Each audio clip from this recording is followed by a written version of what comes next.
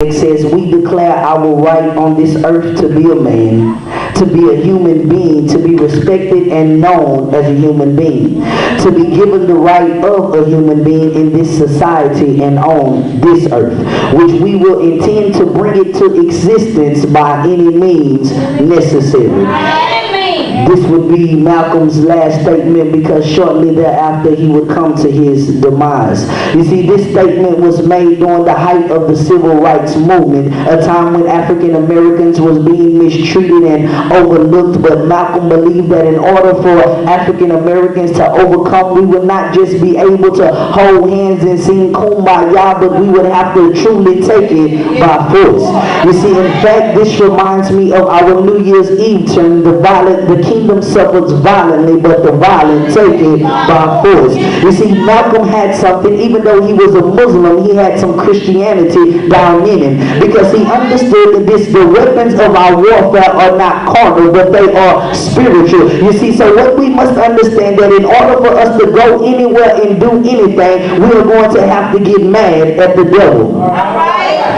See, some of us, we don't understand that, because we don't understand, how can I be mad at the devil? You see, you can be mad at the devil for trying to take your kids away from you. You can be mad at the devil for trying to steal your husband away from you. You can be mad at the devil for trying to steal your wife, for trying to cause confusion on your job. But understand that the kingdom suffers violently, but the violent must take it by force. You see, so it's time for us as saints of God to make up in our mind, God, by any means necessary. God, by any means necessary, I'm going to praise you. God, by any means necessary, I'm going to worship you. God, by any means necessary, I'm going to magnify you. God, by any means necessary, I'm going to glorify you. God, if I got to bomb around the church, I'm going to get the church to praise your name. God, if I got to sit in and I got to put quarters on the bus, I'm going to get the church any way possible. God, by any means necessary, you're going to get the glory from my life. Listen, so often in the world, people have took this ideology, by any means necessary, and they begin to put it into their own context. You see, some of them said, by any means necessary, I'm going to have to get this money. Whether that mean I got to sell drugs or steal cars, I'm going to get it whatever way I can get it. You see, other people said, by any means necessary, I'm going to drive the nicest cars. Even if that mean I got to steal somebody else's cars and go and put my name on it and just say that it's mine. Some of us have made up in our minds, by any means necessary, I'm going to get everything in this world that belongs to me. You see, but I want somebody to understand that heaven and earth might pass away, but only God, only the word of God will last forever. So things that you do on this world don't even mean nothing. So you need to make up in your mind, by any means necessary, I'm going to get to heaven. By any means necessary, I'm going to see my God face to face. By any means necessary, I want God to say, job well done, oh good and faithful servant. By any means necessary. You see, in the text in the book of Daniel, we find these young men, Shadrach, Meshach, and Abednego. You see, these young men had been captured and they had been taken to Babylonia. They had been turned into Babylonians. You see, but understand that these young men wasn't like every other young man. You see, them along with their friend Daniel, they had been set apart. You see, because they made up in their mind long time ago that we're not going to eat the same food that y'all eat. We ain't going to think like y'all think. We ain't going to act like y'all act. But in fact, we going to do what we know we ought to be doing. You see, that lets us know that some of us, we need to make up in our mind that we ain't going to be friends with everybody. You see, everybody ain't going to be calling us on the phone all the time, want to be in our circle. You might not be in a phase 5 because you like to serve God. You see, you might not be in a phase 5 because you like going to church. But make up in your mind, for God I live and for God I die. That's why he already told me that he'll be a friend to the friendless, because I might not have no friends, but I can talk to him late in the midnight hour.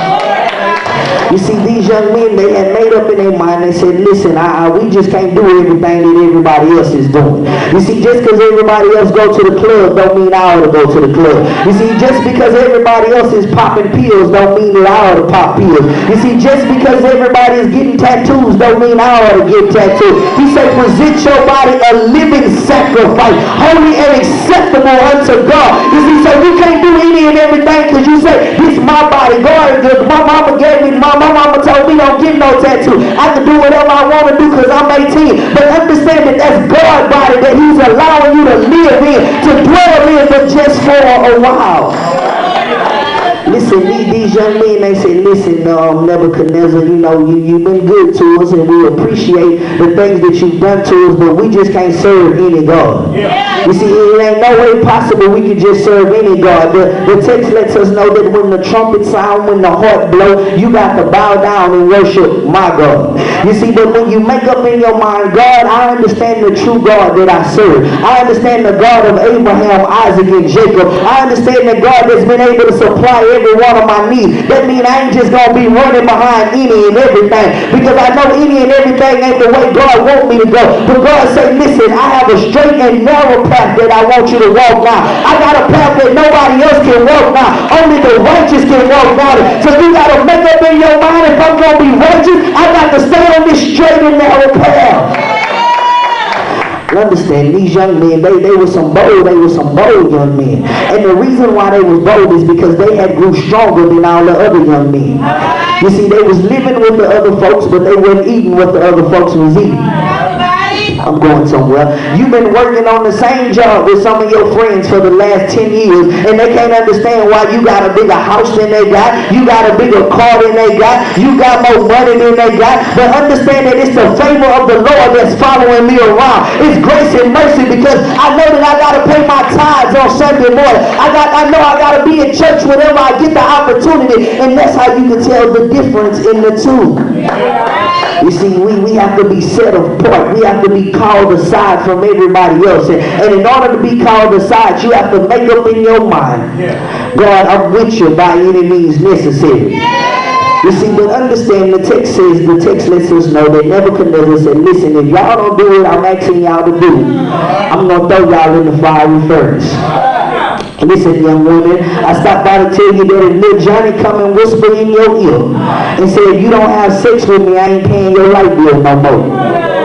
Listen, little Johnny, I stopped by to tell you, little Johnny, you don't make me nor break me, because I serve a God that's in heaven that shall supply every one of my needs according to his riches and his glory. So, little Johnny, let me tell you what you can do. Delete my number from your phone and keep on stepping until you know God in your life. Don't come back talking to me. Don't send me no text message. Don't send me no email, no instant message, because I don't know